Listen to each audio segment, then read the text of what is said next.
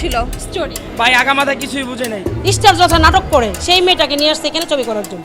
কাহিনীতে বুঝলাম না সব। যদি সত্যি বলি ভাই আই এম ভেরি হতাশ। সাকিব খান সাথে দুই নায়িকা, তবুও কেন ফ্লপ হয়েছে প্রিন্স সিনেমা? কি হয়েছিল প্রিন্স সিনেমার সাথে?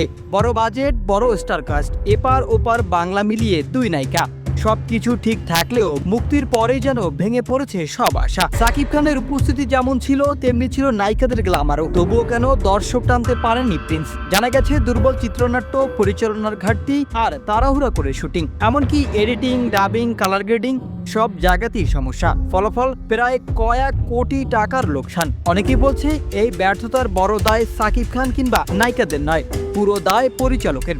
যদিও কিছু দর্শক কমেডি উপভোগ করেছে, তবুও পুরো সিনেমা মন জয় করতে পারেনি। আপনার মতে সাকিব খানের মতো স্টার থাকা সত্ত্বেও কেন ফ্লপ হলো প্রিন্স? গল্প নাকি পরিচালকের কারণে? কমেন্টে জানান। ফলো করুন নগর স্টোরি।